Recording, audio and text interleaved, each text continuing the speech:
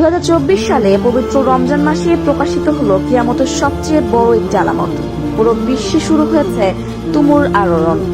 বিশ্বের সব মানুষই জানেন যে দুনিয়া একদিন ধ্বংস হয়ে যাবে, তবে এত তাড়াতাড়ি কিভাবে প্রকাশ পেল এই আলামত?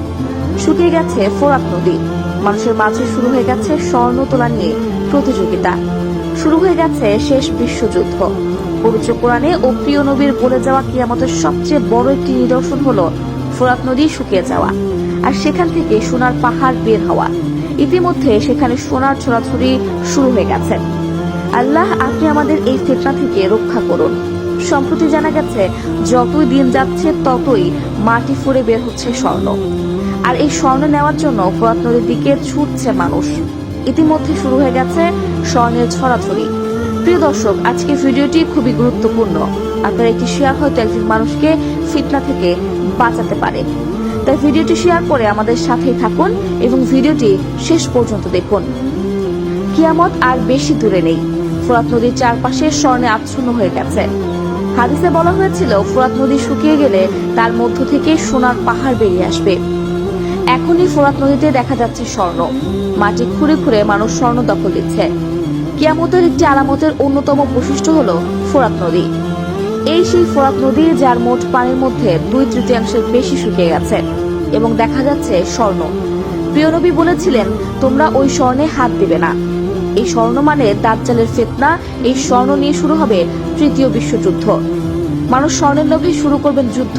কে কত সোনা সংগ্রহ করতে পারে তা নিয়ে হবে তাদের মধ্যে লড়াই। ফোরাত নদীর তলদেশে স্বর্ণ ভেসে উঠেছে, লক্ষ লক্ষ মানুষ ভিড় করছে ফোরাত নদী থেকে সংগ্রহ করতে। এই ফোরাত নদীর তীরে ইমাম হোসেন রহমতুল্লাহি আলাইহিকে নৃশংসভাবে পৃথিবী থেকে সরিয়ে দেওয়া হয়েছিল। পৃথিবীর একমাত্র নদী ফোরাত নদী। এই নদীর ভেতর হয়তো চাপা পড়ে আছে হাজারো শহরের নিদর্শন। মহানবী হযরত মুহাম্মদ সাল্লাল্লাহু আলাইহি ওয়াসাল্লাম বলেছেন, যাওয়া বার্তা যে তোমরা ততক্ষণ পর্যন্ত কিয়ামতের আশা করো না যতক্ষণ পর্যন্ত ওই ফোরাত নদী তার ভেতর থেকে সোনার পাহাড় না বের করবে। ফোরাত নদীর সাথে কিয়ামতের একটি সূত্র রয়েছে। প্রিয় দর্শক, ফোরাত নদী শুকিয়ে গেলে তার ভেতর থেকে বের হয়ে আসবে সোনার পাহাড়। আর সম্প্রতি আমরা দেখলাম মানুষ ফোরাত নদী থেকে সোনা তুলছে। ভিডিও বিশ্লেষণ করে জানা যায়, জলবায়ু এবং আবহাওয়া খারাপ হওয়ার কারণে ফোরাত নদীর বেশ কয়েকটি অংশে শুকিয়ে গেছে, আর সেখানে বেশ কিছু জায়গা থেকে ইতিমধ্যে স্বর্ণের টুকরো ভেসে আসার তথ্য পাওয়া গেছে। তাহলে কি কিয়ামতের আলামত প্রকাশ পেয়ে গেল? চলুন আমরা রাসূল সাল্লাল্লাহু আলাইহি ওয়াসাল্লামের ভবিষ্যৎবাণী এবং সতর্কতাগুলো জেনে আসি। এই ফোরাত নদী তুরস্ক, সিরিয়া, ইরাকের ভেতর দিয়ে প্রবাহিত হয়ে দজলা নদীর সাথে মিলিত হয়েছে। ইতিহাস থেকে জানা যায় এই ফোরাত নদীকে কেন্দ্র করে পৃথিবীর গুরুত্বপূর্ণ অনেক ঘটনা ঘটেছে। আগের মতন কোলাহল এখন আর প্রবেশ করে না। মৃতপ্রায় হয়ে পড়েছে এই ফোরাত নদী। মানুষের পাপাচারে, প্রাকৃতিক দুর্যোগের কারণে ফোরাত নদী শুকিয়ে যাচ্ছে। ফোরাত নদী শুকিয়ে যাওয়া অন্য সব নদীর মতো স্বাভাবিক বিষয় নয়। পৃথিবী সমাপ্ত হওয়ার যোগসূত্র রয়েছে এই নদীর সাথে।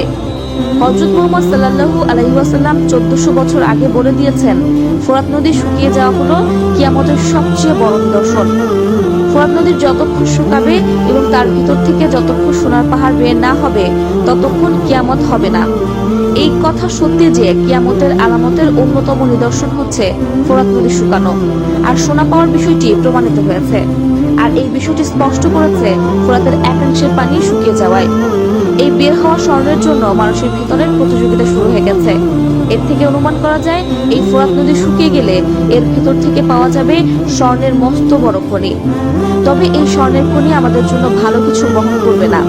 মহানবী হযরত মুহাম্মদ সাল্লাল্লাহু আলাইহি ওয়াসাল্লাম বলেছেন, ফোরাত নদী তার ভেতরের স্বর্ণের পাহাড় বের করে দেবে, তবে এই পাহাড়ে যেন কেউ হাত না দেয়।